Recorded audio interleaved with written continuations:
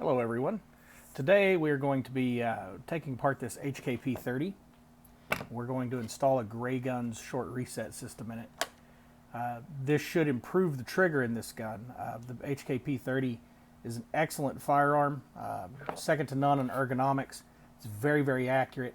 The biggest problem that everyone has with it is that the trigger system in this gun, it is a double single action gun, which means it has a decocker. The double action is heavy, and the main complaint everyone has is that the reset, and you can see I've already pre-marked this gun so we can see just how far out that reset is.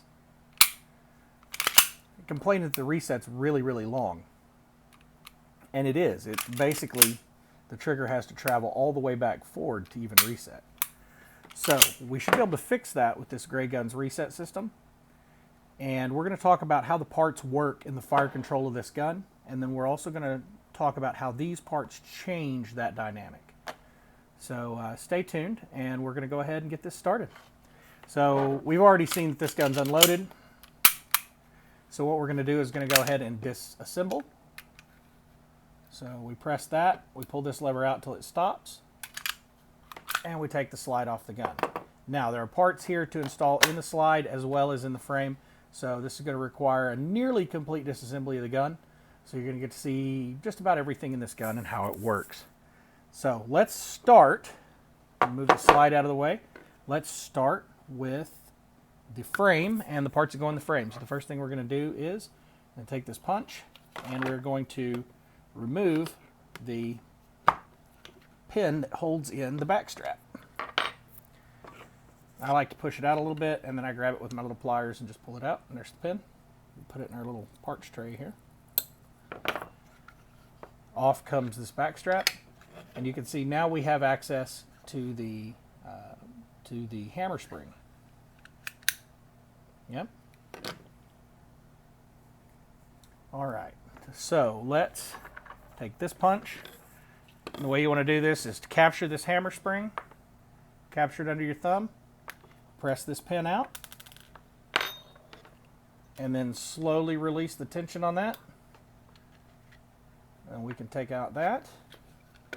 Out comes this hammer spring, and we can pull the hammer strut out.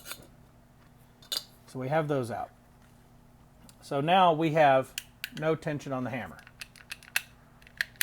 Perfect. So let's go ahead and push the pins out and drop the fire control system out of this gun. So how we're going to do that is, you can see, if we can get the camera right. So this pin here is flush. And if we follow that to the other side, we can see that this side is not flush and that the pin is tapered, which means the pin comes in this direction. So we're going to go ahead and push that pin out. Takes a little bit of extra pressure. And if you push the punch all the way through, you get the pin out, and you've captured the trigger components. So I'm going to put my thumb here because I don't want to lose any trigger components across the room. I'm going to take the punch out, and I'm going to remove trigger components. And they're all going to kind of come out in clumps. This gun is well lubricated, so everything's going to kind of stick together a little bit. And this guy's sometimes a little harder to get out. Well, we may wait until we take the hammer out on that one. So to get the hammer axle out, here's the hammer axle. Here's the other side of it. And we're going to push it out that direction. Push down on the trigger bar because the hammer axle is locked into place by the trigger bar. And you're going to push that a little bit, and then you can manipulate the hammer a bit and push it again, and it should pop right out. There's your hammer axle. And now the hammer has come out of the gun. This is this acts as the sear, and also has the decocking lever attached to it. When you decock this gun, you press down, and it moves the sear out of the way of the hammer. This guy moves up and into place and stops the hammer from going forward onto the firing pin. When you pull the trigger, this is rotated down, which allows it to go into this little notch and fire the gun. So here it is in the safety blocked position. Here it is in the notch. All right. This is the oftentimes called the control lever or action plate. So this is the actual one of the main parts we're replacing with the Grayguns trigger system. The Grayguns system has an entirely new part to replace this with. And then this small plate here works as the slide goes back on the gun. This is the disconnector. This pushes down and disconnects the trigger from the hammer. And that allows the hammer to cock, and then this pops back up, and then you can use the trigger again. So let's wipe these off real quick. We've got a lot of oil on here. This gun's seen a lot of use. When you take your gun apart, your parts will probably be black or have just a little bit of wear. These have not an extraordinary amount of wear, but I have polished them. I don't recommend everyone do that. If you know what you're doing, please go ahead. It'll give you a little bit smoother trigger pull, but it's definitely not necessary. Everything we're doing today is not really necessary for an HK pistol. These pistols are combat grade pistols. They are meant to be fighting guns. They are not target guns. So they have combat triggers in them, which are reliable. But for many of us who are more likely to shoot these for sport or for pleasure, it makes it a lot harder to do that with the trigger pull that's in them. So let's go ahead and take the trigger bar out. We can see here's the trigger bar. The trigger moves this trigger bar, which is what manipulates the trigger system in the back. And that just, you pull forward and it slips out of this little hole down here. And you have your whole trigger bar. You don't necessarily have to remove this to put this kit in, but it is not a bad idea to take it out, wipe it off, kind of inspect it, make sure you don't have any wear, cracks that you're not seeing while it's in the gun. So let's talk about how the P30 trigger system actually works. So when you pull the trigger, let's get the hammer strut and spring out here. So when you pull the trigger in a P30, what's going on there? Well, so we have our hammer, and it's powered by this spring. And the hammer and the sear interact. I'll take the strut out just so we can show that. The hammer and the sear interact to fire the gun, right? So this is very hard to do on camera, it turns out. So as the hammer is cocked, we need a force to move the sear out of the way. So when you hit the decock lever, that rotates it out of the way and decocks the gun. But when you pull the trigger, there's a more complicated process going on. So let's get the action pin out. Let's put this together on the pin so we can have a little better idea of how it works. I'm going to try to zoom in here so you can see maybe a little better how this whole system works. This is basically a stack of parts, and this stack works in concert. So we need this one here. So here's what we've got. The trigger bar acts directly on the hammer in double action. It pulls the hammer. But in single action, to trigger the gun, the trigger bar acts right here on this lever. Let's see if we can get it on camera. Right here. It acts on this lever to fire the gun. Now, the way it moves, there's a roll pin right here that moves the sear.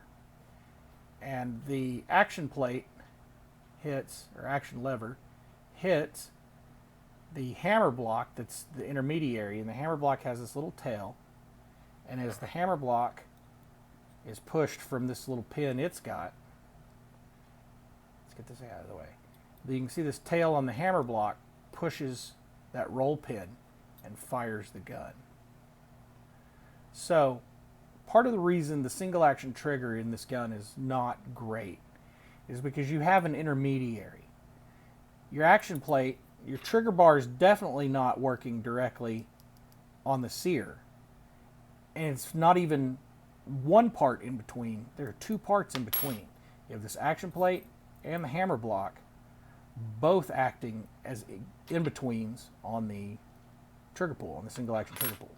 So I believe, and we're going to see when I assemble this, I believe the Grayguns kit addresses that by basically taking this guy out of the process.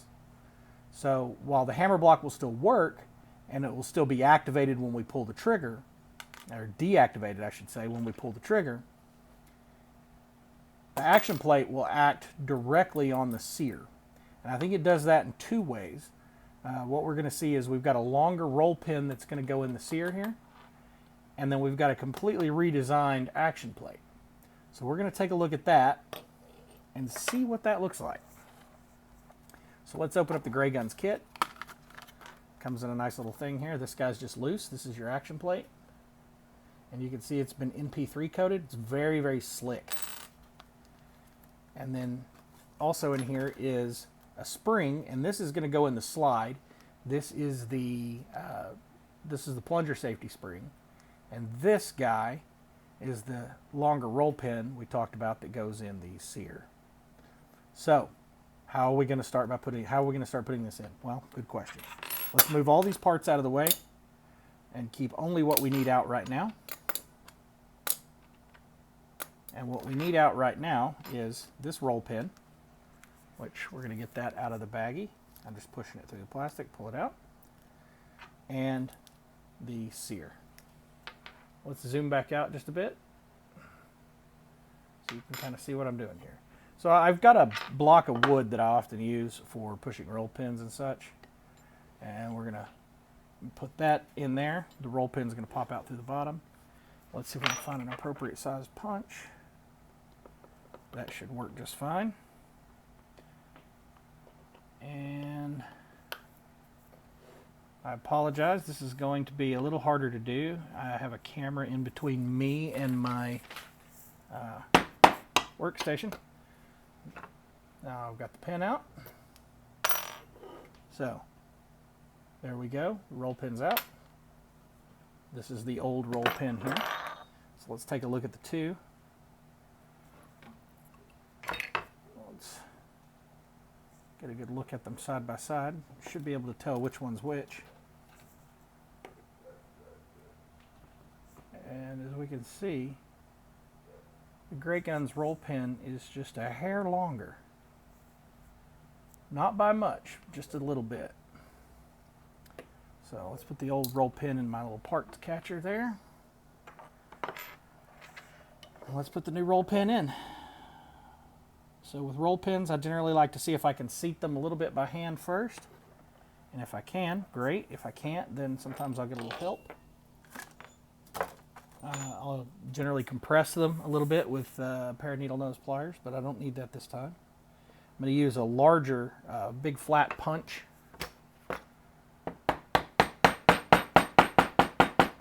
And we're just going to slowly seat that in. And we have it flush on this side, which is how it should be. So there's the roll pin installed. Easy peasy, right? So now that that's in, let's take the Grayguns action lever here and our hammer block, and let's grab our pin. And let's put these together and see if this changes any way how this works. So let's zoom back in. And let's put the hammer block on. All the way down. And the action plate. So, now you can see there's a different dynamic at work here now. So not only is the front of this, let's put the old action plate on top. Pardon me, so we can have a look and see how these two things work. So we can see there's definitely a difference in the design, difference in shape here. and it looks as if the trigger bar is going to connect in a slightly different spot on these two parts. And definitely, whereas this one is rounded on the bottom and doesn't contact that roll pin on the sear in any way, this one with the slightly longer roll pin and this slightly longer safety action plate, you can see it directly connects to the roll pin and completely leaves the hammer block out of the trigger pull. The hammer block no longer matters whatsoever in the trigger pull of this gun. So it does exactly what I thought it did. So that should explain to everyone who's been wondering, and I know that's been a question on the minds of a lot of people, is exactly how does the Graygun system work? You know, is it some sort of witchcraft or voodoo? And it's most definitely not. It is just removing one of the intermediaries out of the trigger pull.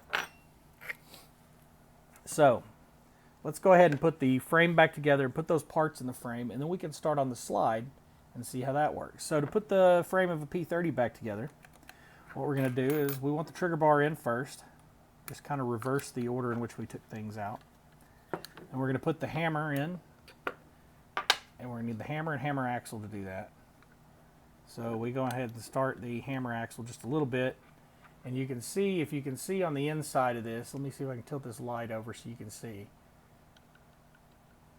The trigger bar is what holds the hammer axle in place. So what we're going to do is we're going to take the hammer and we're going to line that up with the hole, the trigger bar, or the hammer axle with the hole, and then it's going to get to a hard stop. And once we hit that hard stop, we just go ahead and press this guy down, and the axle should go all the way in. And when it comes back up, it's locked in place. You see, you can't press, once it's locked in, properly, you can't press that out of place easily. So it's an interesting design. It's typical HK because there's redundancy holding that hammer axle in with this disconnector as well. So now this is a little bit trickier. We're going to find the tapered end on this pin, and it's going to go in here slightly. All right. So we're going to put the first piece in, which is going to be this guy. Now let's see if we can see if I can adjust this light a little bit. So if you look down in there, you can see this flat leaf spring. Trying to find the best light to do this for you guys. So there's a flat leaf spring, and this guy has got to go in between the leaf spring and the hammer. That leaf spring has two little prongs on it, and those two prongs are what control the hammer block and this guy.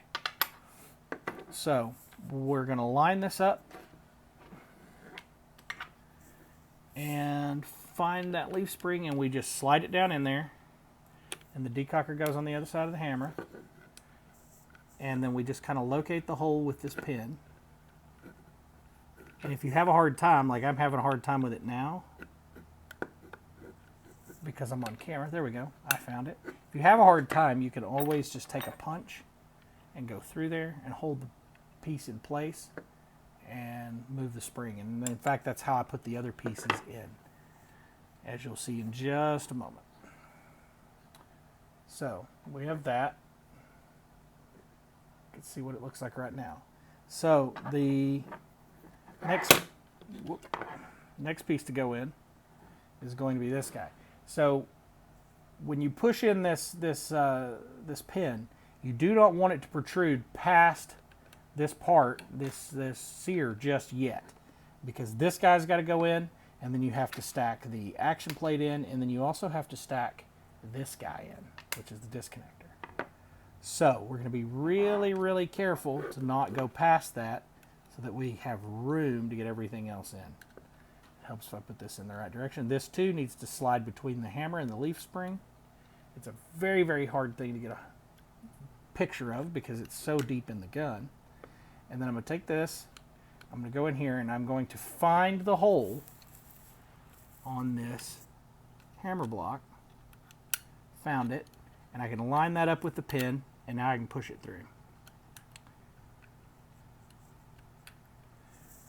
And then we have it a little too far, so we're going to push that pin right back,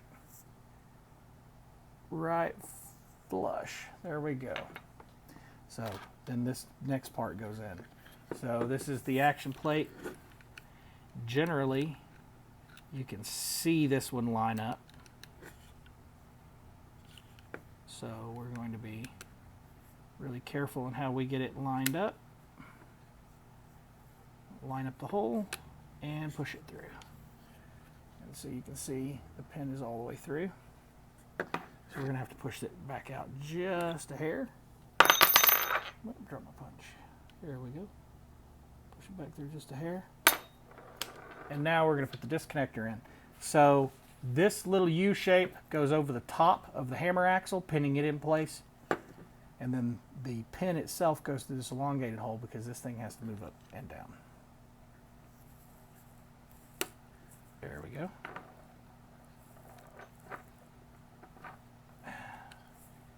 Now I don't have it all the way in place, but you can see it's captured. So we have the pin sticking out just a bit.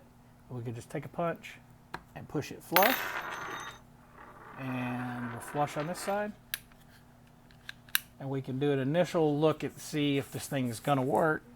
We'll be able to tell really quickly if we got everything fixed. So the hammer will cock back. And if we put a little pressure on it, the hammer will fall. So now we need to put the hammer strut and spring back in. So here's the hammer strut. The hammer strut goes just up in the back, just up in this little crevice. And it's not too hard to find where it needs to go. You just kind of have to find it by feel. But when you have it, you'll know you have it because it'll be all the way up in there and the hammer will move the strut. We put the spring on the strut. We take the retaining cap. We put that down. Now, this is sometimes something a lot of people say requires 3 hands. It doesn't. It's not too hard to do. So what we do is we go ahead and put the pin in the top hole. And we're going to hold this down and press down on this guy with a punch. And when we get it to where we feel like it should capture the pin, we're going to press the pin in. So let's see if we can get it there. Nope, we launched it. I have a really hard time with this on camera. This is much easier in person. The way my camera setup is in between me and the item I'm working on make this a lot harder to do than it should be.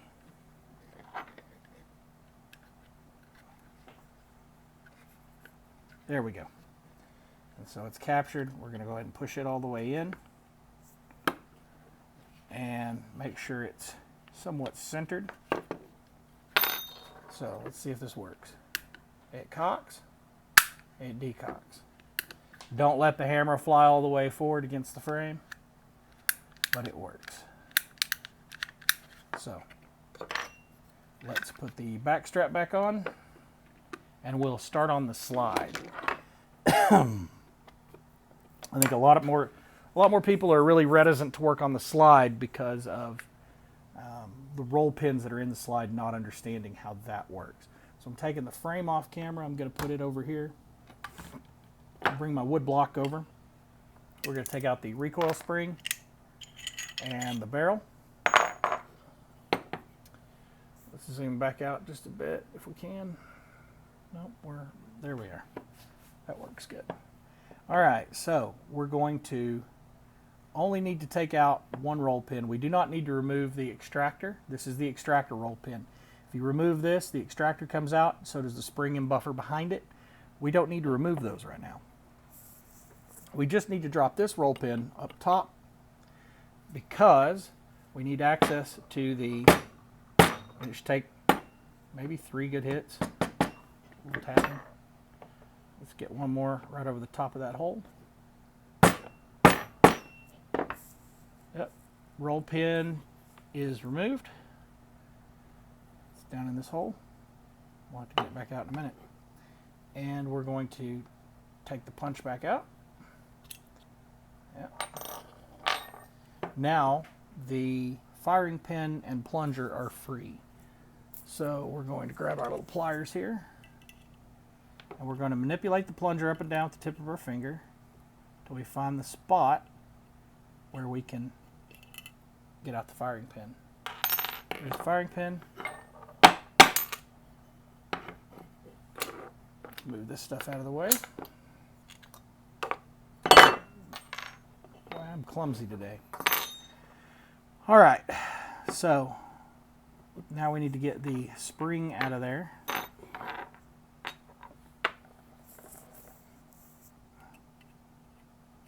Sometimes it will come out, sometimes it won't. Let's get the plunger out. There's the plunger. There's the firing pin spring. And there's the plunger spring. So in the Grayguns kit, we have a replacement plunger spring. Now this is somewhat controversial. A lot of people say don't mess with the spring weights in your gun. I don't recommend messing with the spring weights in your gun unless you're doing it by putting a kit like this in where somebody has really taken the time to figure out what the correct spring weights should be. And I assure you Grayguns has done that. So let's go ahead and have this guy ready to go. So here's your firing pin and firing pin spring. We're going to drop the, well, let's put the plunger on top of the plunger spring. The plunger, the way it goes in, you can see that this plunger moves back and forth to allow the firing pin to travel through this notch. So this notch needs to face inward towards the firing pin channel. So we're going to push that down. Then we're going to take the firing pin and push it in. And if all is done correctly, the plunger should lock the firing pin sort of in place. So let's retrieve the roll pin we need here. Now, putting the roll pin back in, I like to go from the bottom because I can get it all set up before I drive it in. Going from the top, you can't do that as easily.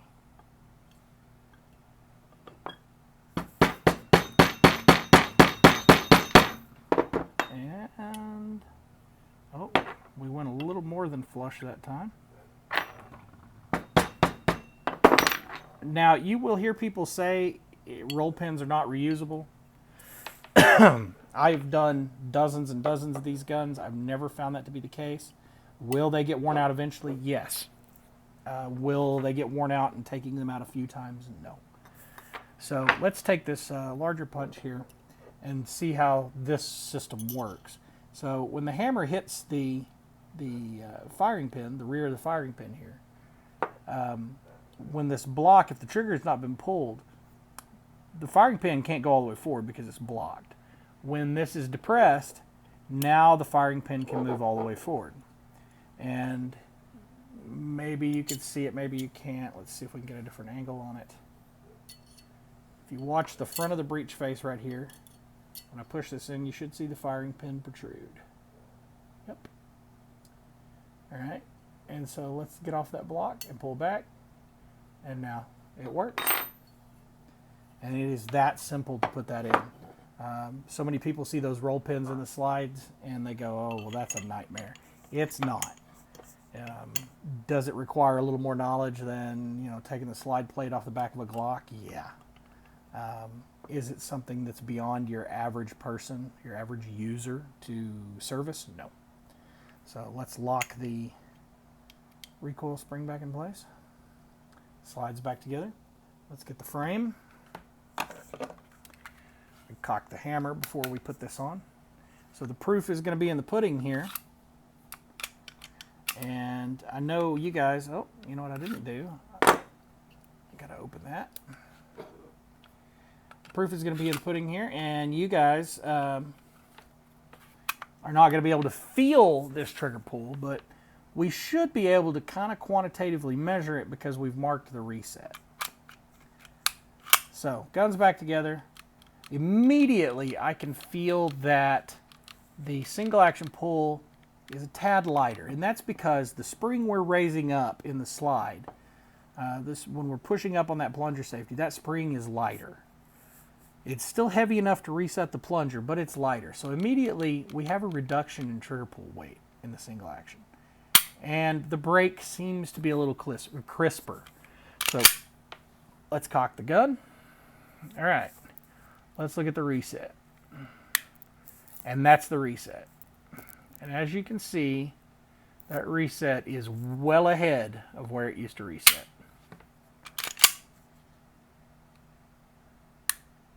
Well ahead. They say it takes 33% off of the reset. I'm going to say that's a conservative estimate. I feel like that's probably more like 50% off of the reset. So now we have a gun that is much lambasted because the trigger is not good. And you're going to have people that don't like double action triggers. To that I would say, learn to shoot.